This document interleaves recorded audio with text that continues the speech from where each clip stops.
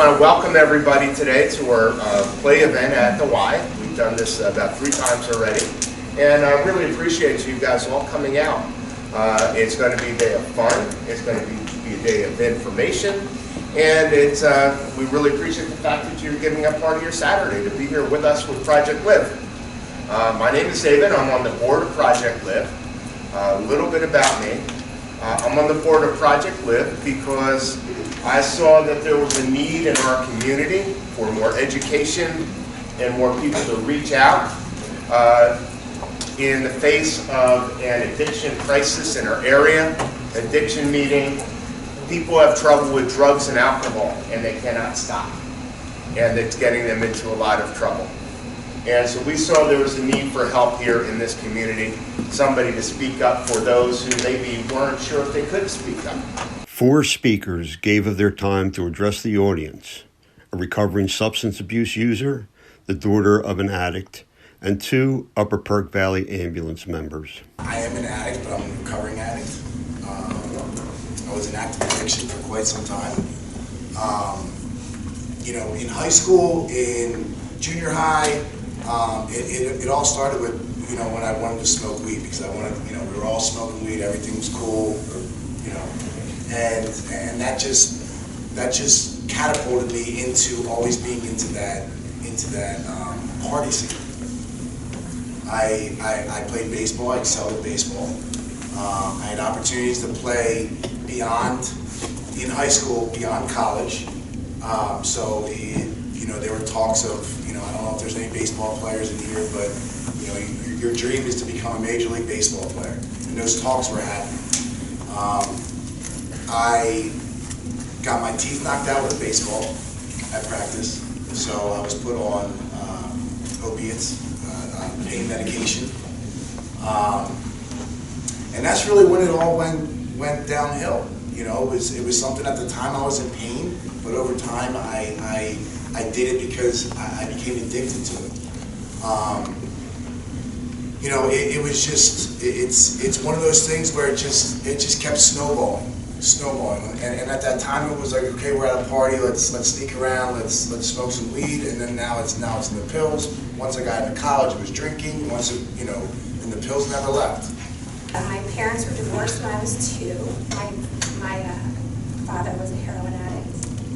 I didn't have much relationship with him pretty much my whole life, in and out little bits, but kind of in a way he did me a favor by just not being around. But I was mostly raised by my mother, who was also abused alcohol and prescription drugs and all kinds of other things along the way. And so it was super complicated to live that way.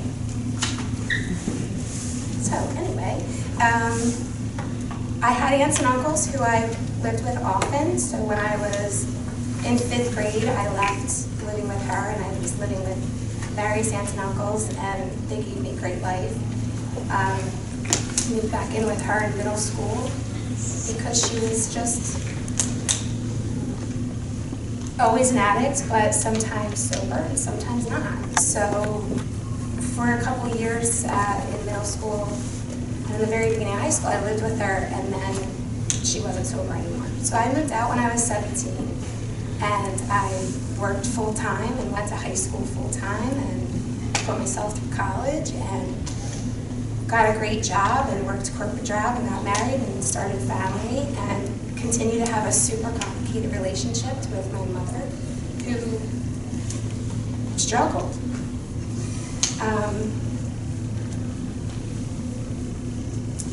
We respond to last year there was about 40 overdose calls that came in listed as an overdose.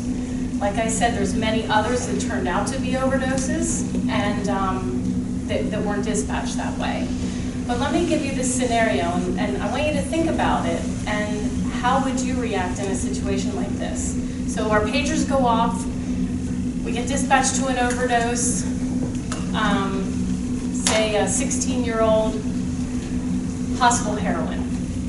It comes in as all different things. Sometimes we don't get much notes on it. There's not many notes. We don't know what it is. But this one, possible heroin.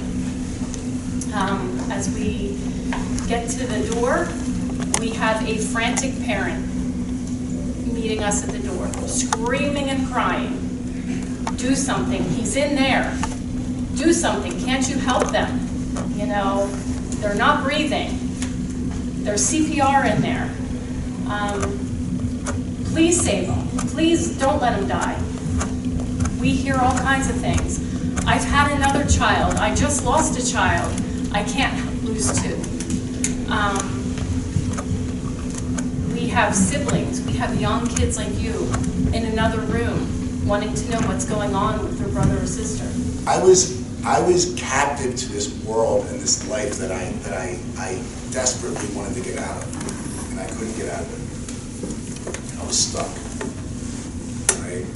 And it wasn't until there was a couple life experiences where police had to get involved, and I got pulled over, and thank God I didn't hurt anybody, because those were always, that's always right there. And they probably saved my life. So it wasn't until I had to hit complete rock bottom. I have a loving family. I have 3 brothers, a little sister who, at the time were scared to be around me, because I was somebody that they were scared of, because they didn't know if I was going to, flip out over nothing. They didn't know if I was going to try to get money or whatever the scenario was. They had the ability and were absolutely correct to feel the way that they did when they were around me. So I had to go through those tough times, as far as getting in trouble, constantly being go to jail, lose all my friends, get kicked out of my house. Basically everything, you name it, it happened, and I deserved every little bit of it. But I knew deep down that that wasn't the person who I was. You know what I mean? I was caught in active addiction, and I have a wonderful family, wonderful support system, and I was becoming this person that my parents tried so hard to train me not to be, and I was becoming that person. You can always make different choices, and I always did, and she chose to not. She ended up pretty much spending an entire life struggling with addiction until she passed away 2 years ago. And it was really a direct result of that struggle, that lifetime of struggle. And she really missed out so much. And I know that now because I have 4 children, and I see what life's supposed to be like. Drugs don't only, drugs do all different things to you. They alter your mind, make you, make unclear decisions. I'm sure you've heard this many times, and not only do they affect your mind, we go out there a lot of times with the drugs we see, it stops their breathing. So you can only go so long before your heart stops beating then. Once, it doesn't only affect those 2 organs.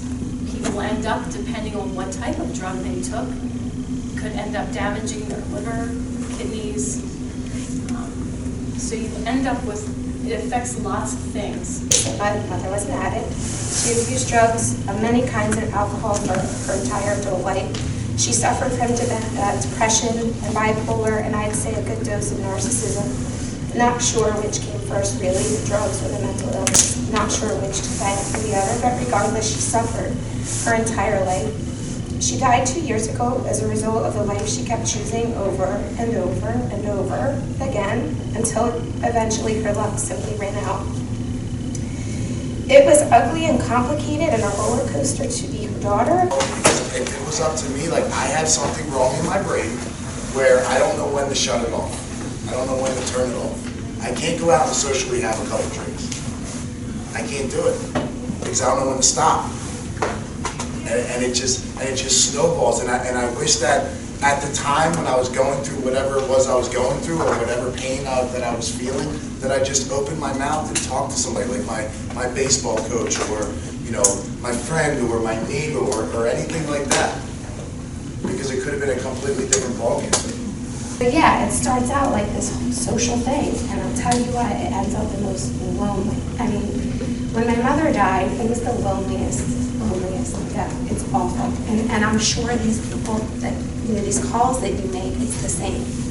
I'm a firm believer in God, and I just didn't throw my hands up knowing that I had no control over drugs and alcohol. So it was like, I went out and I eliminated like pills. Like I felt like I was doing okay with pills because I was drinking every night. So it was just, it wasn't, I didn't surrender fully and just say, I'm gonna turn my will over, I can't do it, somebody guide me please. And it wasn't until May 22nd of 2013 is when I fully surrendered.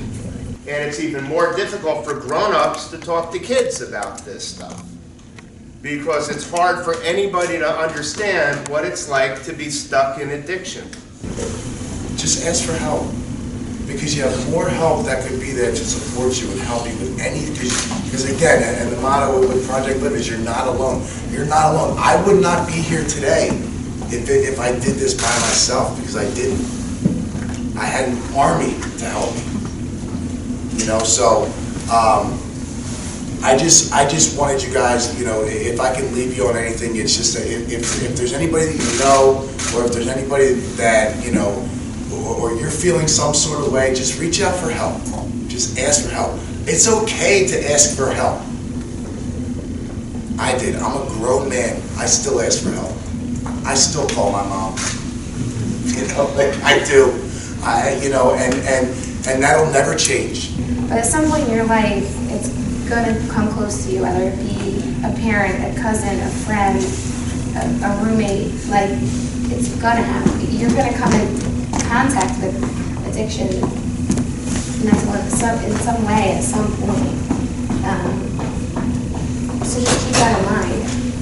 What do you I certainly, there's been numerous occasions where people who I knew who were like in the program, and they were using, and at the time, I've called a probation officer, I've called, because at the end of the day they can hate me for that time, but at least I know they're still around to be able to be upset with me, and now that they're clean, I've been thanked many times, like, thank you so much.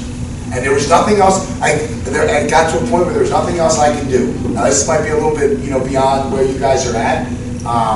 However, but when that time comes, it's okay if you're doing something to help somebody, to go to like a guidance counselor or a teacher or, an authority figure, just to kind of say, hey, listen, and if you don't feel comfortable with letting them know, just maybe just say, listen, in confidence, can we keep this between you, but I just want to let you know this is what I see, this is what's going on. Because at the end of the day, if you could be helping somebody, you could potentially be saving somebody's life. After the presentations, the kids got to play dodgeball with first responders and other adults and paint rocks of hope.